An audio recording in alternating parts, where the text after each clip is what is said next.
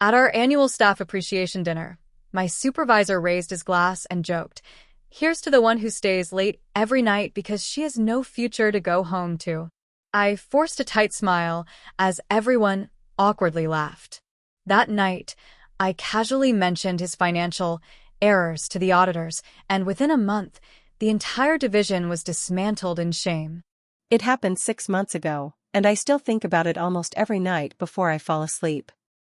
I didn't plan to destroy anyone's career.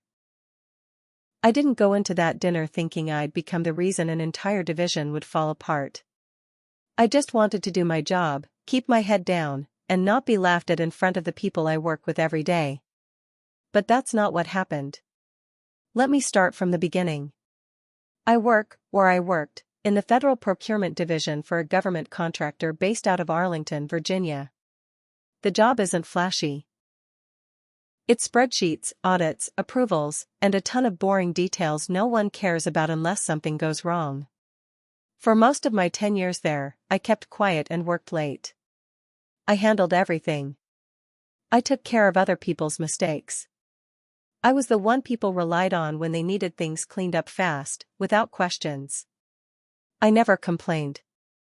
I didn't gossip. I didn't show off. My supervisor, Rick Carlson, noticed that. Rick was one of those guys who thought charm was enough. Loud voice, loud laugh, called everyone champ or pal, even the women. He got promoted more because people liked hanging out with him than for any real skill. He had that kind of smug confidence that made it hard to look him in the eye for too long without wanting to slap the grin off his face. For a while, I didn't mind. He left me alone, gave me some space. But over the last year, he started getting comfortable, too comfortable. He'd make little comments during meetings, jokes about how I was married to the office, how Denise probably keeps a sleeping bag under her desk. I ignored it. I figured it wasn't worth fighting about. That was my mistake. Then came the staff appreciation dinner. It's this annual thing the company throws at some overpriced restaurant. This time it was at some place near Pentagon Row. Everyone shows up dressed a little too fancy, pretends to like each other for a few hours, and tries to make small talk with the higher-ups. I never liked going, but it was expected. If you didn't show, you were labeled not a team player. So I went. I wore a dark blue dress I hadn't pulled out of the closet in years. I sat at a table with a few people I worked with, mostly admin staff and a couple of analysts. Rick showed up late, laughing with two of the regional directors. He already had a drink in his hand when he walked in. He made the rounds, slapping people on the back, telling dumb stories. Then he stood up to give the annual toast. It was supposed to be short. Just a few words thanking the team for the hard work. But Rick had to be Rick. He raised his glass and said, loud enough for the whole back room to hear, "To the team that makes this machine run. And to Denise, who stays late every night. Not because she's dedicated, but because she's got no future to go home to." There was this pause, this awful, frozen moment, where no one knew what to do. A few people laughed. Not because they thought it was funny, but because they didn't want to be the only ones not laughing. Some looked at me. Some looked down. Rick kept grinning, like he just won something. I forced a smile. My hands were shaking under the table. I left the table before dessert. Went to the restroom. I didn't cry. I didn't say anything. I just stood in the stall, gripping the edge of my purse, feeling this heat rise behind my eyes.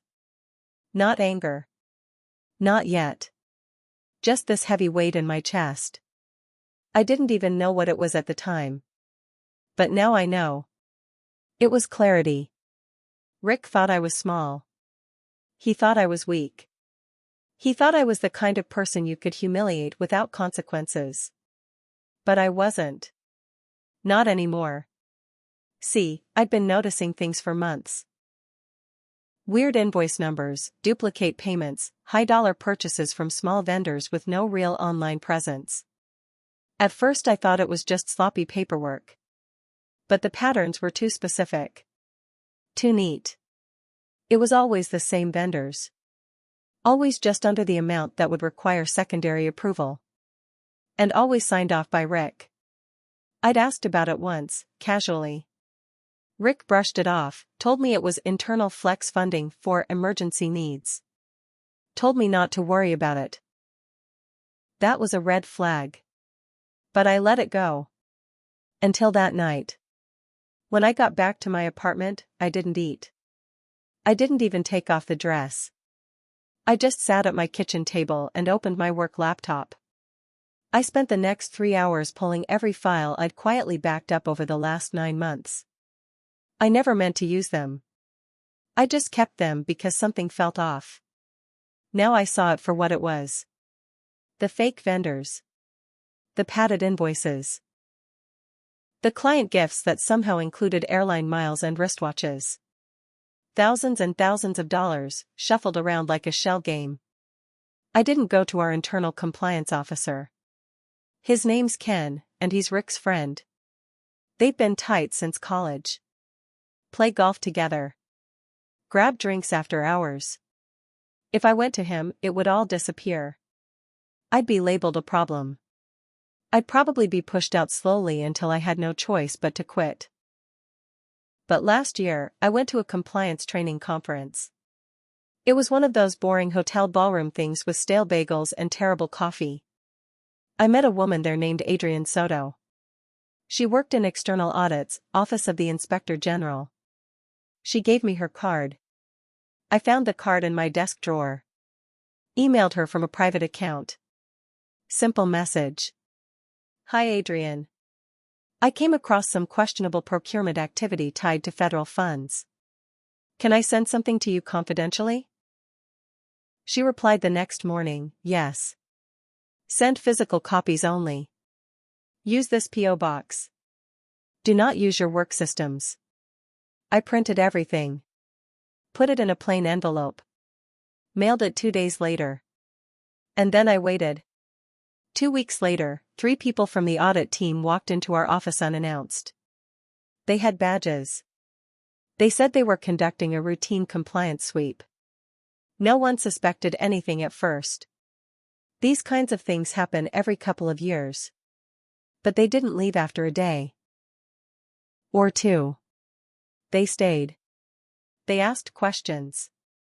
They pulled files. They requested vendor contracts, security logs, access records. They checked shipment receipts. Rick started acting strange by the 3rd day. You could see it in his face. He tried to act normal, but he was sweating during meetings. He stopped making jokes. Stopped talking to people. His door was closed most of the time. By week 3, they froze our division's spending authority. We couldn't approve anything without direct sign-off from the main office. Rick looked like he hadn't slept in days. Then came the day. I was walking back from lunch when I saw 2 security officers escorting Rick out of the building. He wasn't in handcuffs. But he was holding 2 cardboard boxes filled with personal stuff. No one said a word. People just watched. That's when it all came out. Rick had set up fake vendors, shell companies created under his cousin's name. He'd been overbilling for fake services, splitting the profits.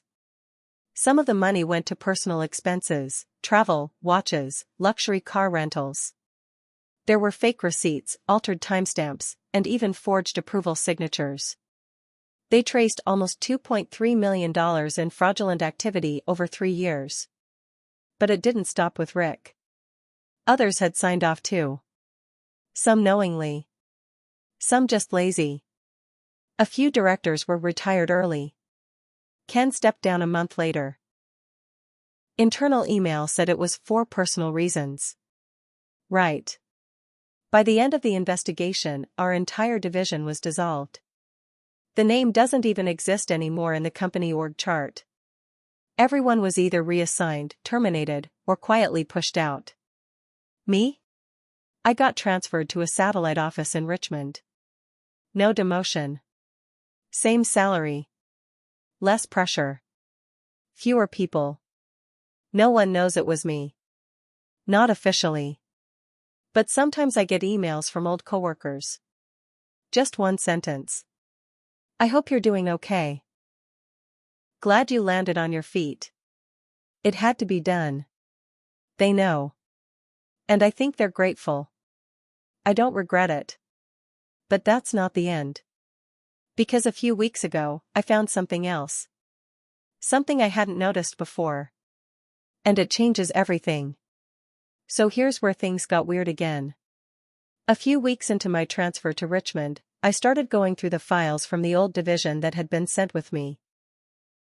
The company didn't want to waste all the hours logged on unfinished contracts, so they boxed up the remaining documentation and had me sort it for anything salvageable.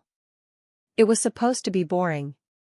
Just old procurement logs, half-finished vendor agreements, things like that. Then I saw a familiar name.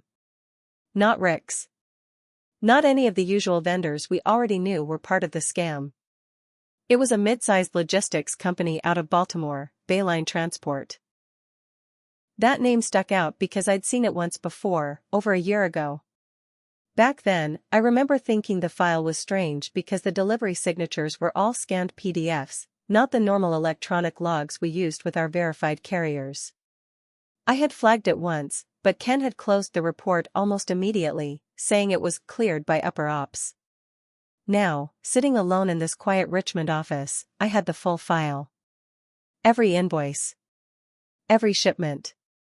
Every approval. Bayline Transport had billed our division over $900,000 across 2 years. On paper, it looked clean. But when I started cross-checking their shipping dates with the physical inventory records, we never got the items. Not once. Not a single one. It was a ghost vendor. But here's the twist. The approvals for Bayline weren't from Rick. They weren't even from our division. They came from our corporate VP, the one who oversaw 3 regional branches, Northeast, Mid-Atlantic, and South. His name was Martin Greaves. Martin was always 2 levels above us. Most of us never even saw him in person. He only came around for year-end reviews or when there was a restructuring. He was known as a fixer type. Clean-cut, Ivy League, polite smile. Never got his hands dirty. Except, now I had documents with his digital signature. And it wasn't just Bayline. There were 4 other vendors linked to the same shell company network Rick used. But all the files came from Martin's regional approval chain. Rick wasn't running this alone. He wasn't the mastermind. He was a distraction. All this time, I thought Rick was the top of the food chain. But now it looked like he was just a middleman, greedy, sloppy, and disposable. That's probably why they let him take the fall so fast. The moment I realized this, something in me shifted again. I wasn't just dealing with one arrogant boss anymore. I was looking at a cover-up that went all the way up to corporate. And the worst part? Adrian never mentioned Martin. She had to know. The OIG had to see his name on the files they pulled. Which means they either missed it, or someone told them to stop. I didn't know who to trust anymore. Not even Adrian. So I made a decision. I made a copy of the Bayline file. I printed every invoice, every shipment log, every signature. I even backed up the IP logs that showed which terminal Martin's approvals came from. I stored everything on a password-protected flash drive and hid it in a safe in my apartment. Then I started digging deeper. I didn't sleep much. I'd come home from work, make a pot of coffee, and sit at my dining table with 2 laptops open, one on the company VPN and one running a secure browser with burner accounts. I looked into Bayline's address. It traced to a warehouse that had been sold 3 times in 5 years, with no real online listing.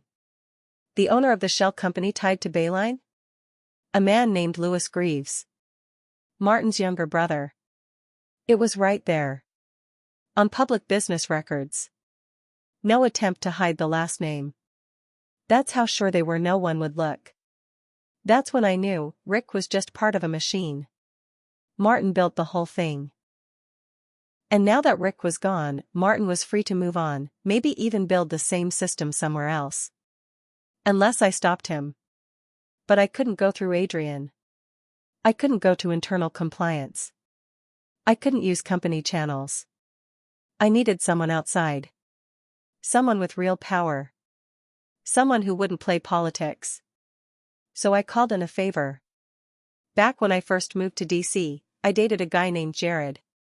It didn't last, he traveled a lot, and we were too different, but we stayed friendly. He worked for a congressional oversight committee, in an office that monitored government contractor fraud. I sent him a message, "You once told me if I ever came across anything big enough to shake the system, I should call.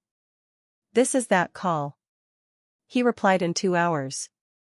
We met the next day, off the record, at a diner in Fredericksburg. I handed him the second flash drive and told him everything. Every vendor, every invoice, every name.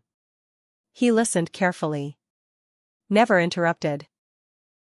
When I was done, he looked at me and said, "You realize this is gonna get ugly, right?" I nodded.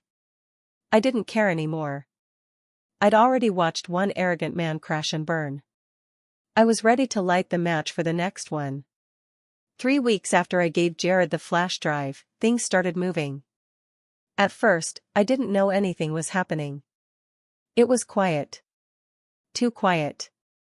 I checked the news every day, scanned trade websites, scrolled through government memos, nothing.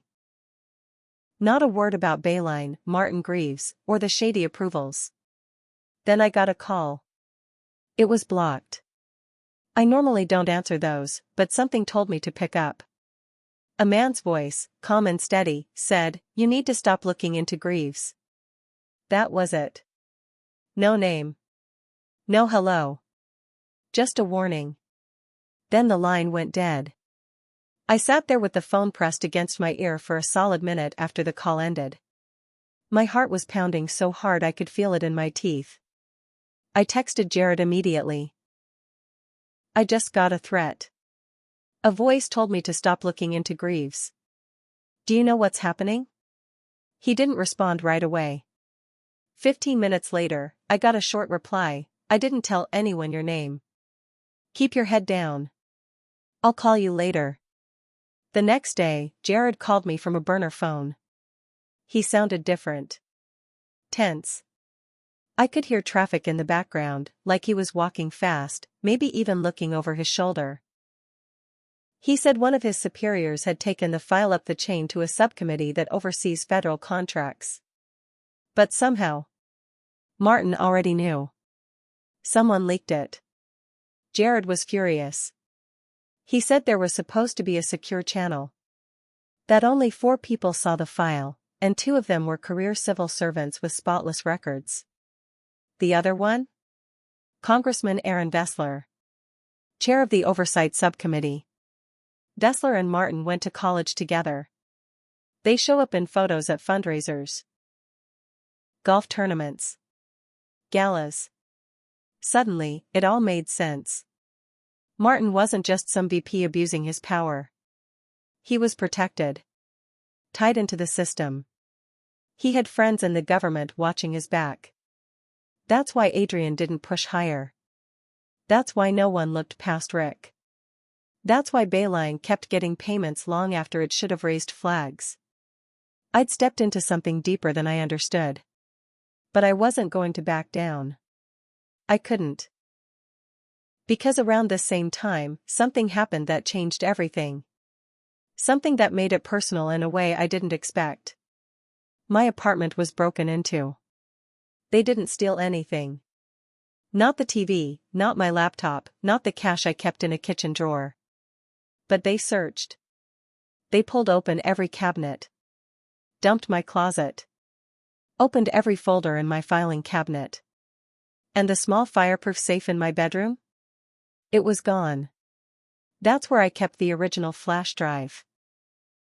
No one else knew about that safe. I never told anyone the location. I didn't even mention it to Jared. Whoever broke in, they knew what they were looking for. I called the police. Filed a report. The officer took some notes, asked if I had any enemies. I didn't say much. Just told them I worked in federal contracting and thought someone was trying to intimidate me. They said they'd look into it, but I knew nothing would come of it. The next morning, my neighbor caught me in the hallway. Older guy, retired Navy. Keeps to himself. He said he saw two men in black hoodies leaving my unit late at night. He thought it was weird, but didn't want to get involved. One of them had a military haircut. Clean walk, he said. Not some street punk. This wasn't a random break-in. It was a message. So I sent one back. I took the third copy of the flash drive, I had made one more, just in case, and hand-delivered it to a local journalist I knew from a charity event years back. Her name was Leah Kim, and she worked for an investigative outlet in D.C. that specialized in whistleblower cases. I didn't send it through email. I didn't call ahead. I showed up in her lobby, waited for her to come down, and looked her in the eye when I said, "If anything happens to me, publish everything on this drive. Names, dates, all of it." She didn't ask many questions. Just nodded and said, "Got it." Now I had a journalist involved, a congressional aide I could barely trust, and powerful people who wanted me to disappear. I was way past scared. I was angry. Because this wasn't just about money anymore. This was about people in power thinking they could silence whoever they wanted. That they could erase me like I was some glitch in their system. But they didn't realize one thing. They thought I had nothing to lose. They were wrong. Because what I still had, what they couldn't steal or fake or forge, was the truth. And I was about to drag every single one of them into the light. The week after I handed the last flash drive to Leah Kim, things started to unravel fast, but not in the way I expected. At first, nothing happened. I kept checking her outlet site every day, wondering when the article would drop. She didn't reply to my follow-up email. No calls. No texts. Then, one morning, I turned on the news while brushing my teeth, and nearly choked. Senior VP of Federal Contractor found dead in D.C. hotel room. It was Martin Greaves. According to the report, he'd been staying at a luxury hotel in Georgetown for personal reasons. He never checked out. Staff found him alone in his suite. Initial cause of death, suicide by overdose. I stood in my living room, frozen, toothbrush still in my hand, watching the screen. They said he left a note. Something vague about pressure, regret, and his mistakes catching up. I didn't believe it for a second. Martin didn't seem like the kind of man who regretted much. But I also knew the investigation was closing in on him. Maybe he got scared. Maybe someone higher up told him to take the fall, one last sacrifice to protect whatever they were really hiding. I waited for Leah to run the story. I figured now, with Martin gone, the truth would come out. 2 days later, I got an email. No text, no name. Just an attachment and one sentence, check page 6. It was a PDF of an internal memo from Congressman Vessler's office. It was marked confidential, eyes only. Page 6 broke it wide open. It named 6 other executives across 3 contractors who had participated in a multi-year procurement fraud scheme. Martin wasn't the boss. He was just one more pawn. And Rick? He'd been a throwaway from the beginning. A loud, sloppy middleman, easy to blame, easy to replace. Martin's suicide was being used to close the door on the whole mess. Tie it up neatly. Say, see? The bad guy is gone. Nothing else to see here. But Leah didn't let that happen. That Friday, her team released the article. Buried millions, inside the procurement fraud ring that reached Capitol Hill. It was long. Brutal. Loaded with documents, quotes, and timelines. She held nothing back. The article called out names. Martin. Rick. Congressman Vessler. Several internal compliance officers. Even Adrian Soto, who it turned out had accepted a speaking engagement paid for by one of the same vendors involved in the scheme, 3 months before the audit wrapped. Leah included my email screenshots, redacted messages, and the full vendor records from Bayline and the other shell companies. She didn't name me directly, but made it clear a whistleblower inside the now-defunct division had triggered the entire investigation. Within 48 hours, it went viral. Cable news picked it up. There were headlines all over Twitter and Reddit. People started asking questions, loudly. Congressman Vessler tried to deny everything. Then he claimed he was deceived by a trusted colleague. A week later, video surfaced of him at a private fundraiser, bragging about how easy it is to move money through procurement lines. He resigned under pressure. Some say he struck a deal to avoid prison. I don't care. His career was over. Ken, the internal compliance officer? He was arrested. Turned out he'd helped forge audit results for 2 years. Rick? He tried to sue the company for wrongful termination. His case got laughed out of court. Once Leah's article dropped, new charges were filed against him for knowingly signing fraudulent approvals. He pled guilty. Got 4 years in federal prison. As for me? My name eventually came out. Someone leaked it to a political blog. They ran a piece calling me the quiet hero who brought down a $10 million fraud ring. It wasn't all praise, though. My current employer asked me to take a leave of absence, for safety. I was locked out of my own systems within a day. 3 days later, I got a call from the Department of Justice. They wanted to meet. Not to charge me, but to thank me. Turns out the evidence I gave them filled in critical gaps that their own investigators couldn't crack without triggering early alerts. I had saved them months, maybe years, of dead ends. They offered me a position. Full-time. In a new anti-fraud task force. I took it. I moved out of Richmond. Got a new apartment near Quantico. Better hours. Better pay. But it came with something more important, peace. Sometimes I still get letters. From people who worked in the old division. From junior staffers who said my actions gave them courage to stand up when they see something wrong. From whistleblowers across the country asking, how did you do it? The truth? I didn't do it for the headlines. Or revenge. Not really. I did it because someone thought it was okay to humiliate me, laugh at me, and call me worthless, to my face. While hiding behind stolen money and fake smiles. He thought I had no future. Now he has a record. And me? I'm just getting started.